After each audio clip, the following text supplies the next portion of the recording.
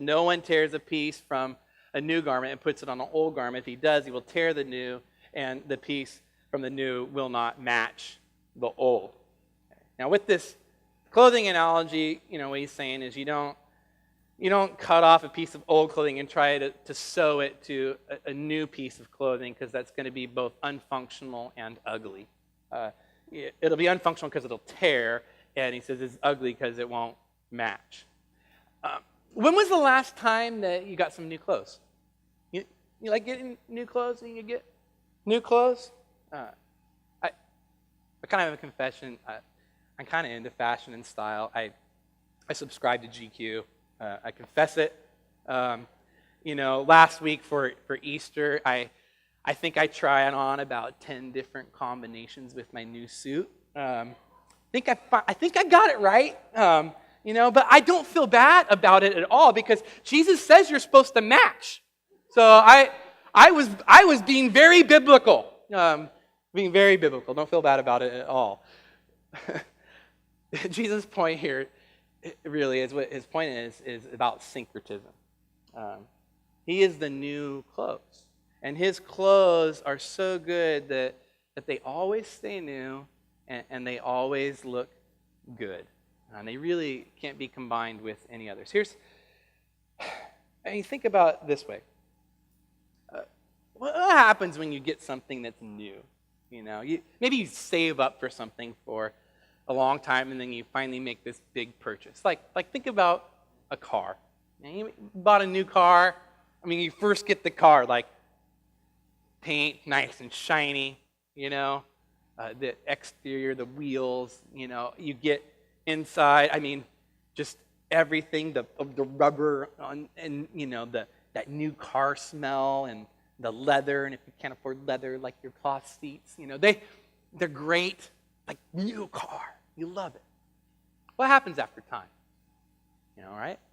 Maybe sometimes within a few months, sometimes it takes a couple years, but that paint job, car gets dirty, start looking so shiny, get in, like my truck, dust all over the dash, like pieces of parts from a straw wrapper that my kid left in there, and there's dirt and sand definitely from the beach. It's not new anymore, right? Doesn't feel new. You're like, and what made you so excited about having that new car? It's just like that joy is kind of not there anymore. You're like, okay, well now it's just my car. Maybe I ought to get a new car, because that was nice when it was all new. That's what happens, right? Now Jesus, not like that. Jesus is not like that. He gives new clothes, and they never get old. And because of that, they're unlike any other article of clothing and cannot be combined in anything else. There is always newness in Jesus. Now here's what syncretism is. Here's a definition of syncretism. It's the blending of two or more religious beliefs.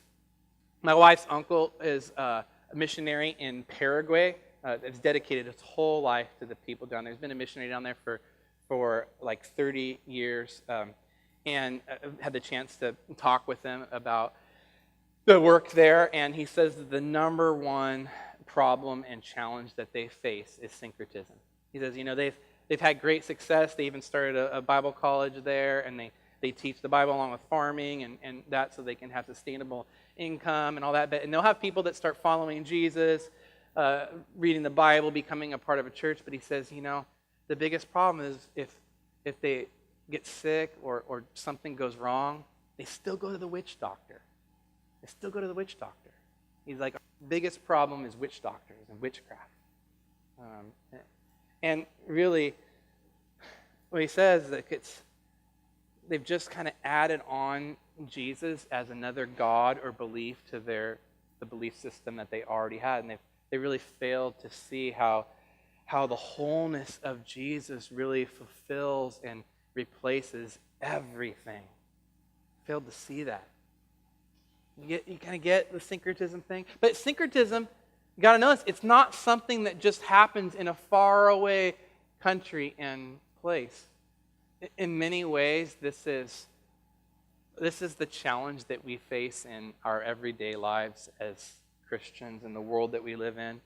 Man, It's so easy to be influenced by culture's ideas and opinions that are popular in our land. I mean, I don't know. It seems like things have changed to me. Everybody's got an opinion about something, and they're very vocal about it and very passionate about it. And it's very easy to be influenced and swayed. And so we start to think and think the way that the world thinks, and start to value the things that the world values. And then we start to try to incorporate it in and mix it in with our Christianity and our Christian beliefs. But the problem is that what can result then is something that does no longer represent what Christianity is and is all about. It does not represent the truth of the Bible anymore.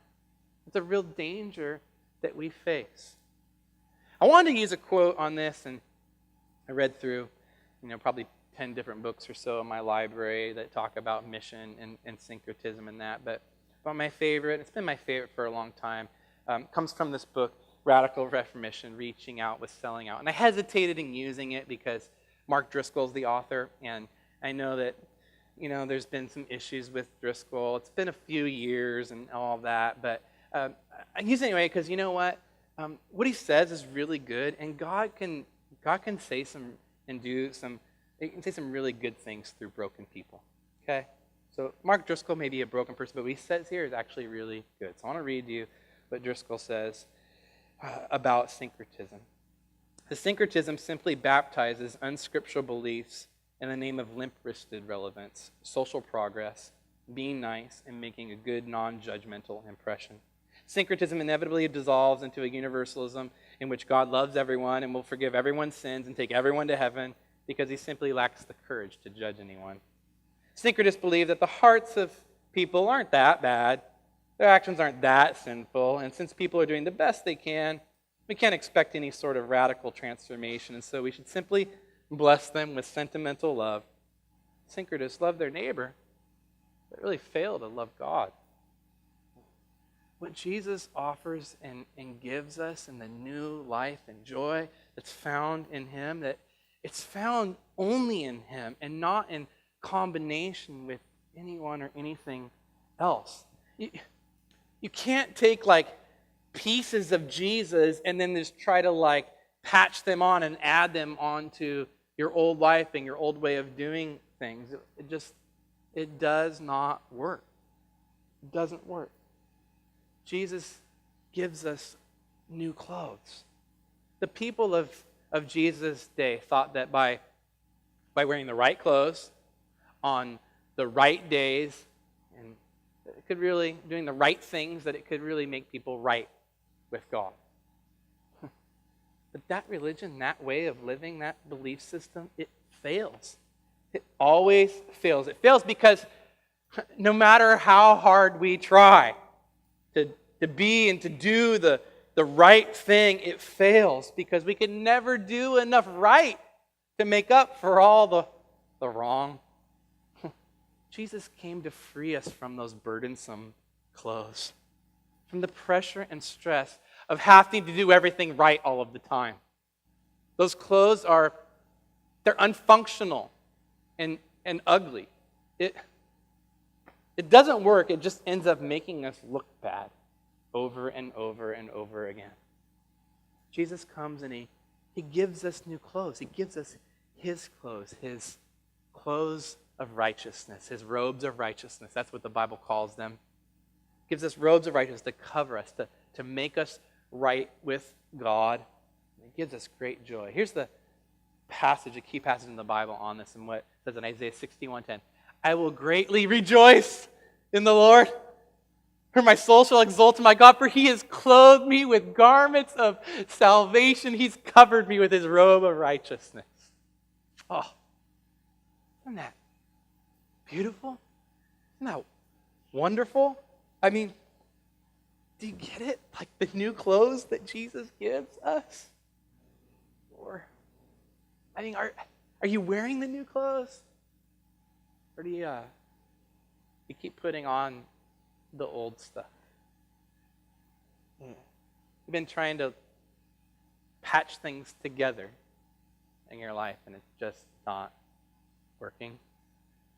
Are there some things in in your life today, maybe some ideas, some practices that you know it's time to let go of, like we sang, to surrender, to give it up, because you know it's really incompatible with Jesus, it's not pleasing to God, and it's not helping you, it's hindering you and causing damage to your heart and your soul and your life. Got some old things, some old clothes that it's time to throw away. May God work in us to help us to be a people who increasingly surrender it all and give it all to Jesus, because he's worth it and the joy that he gives us in following him. Jesus is the newness that we long for. He never gets old. His clothes never get old. So fresh.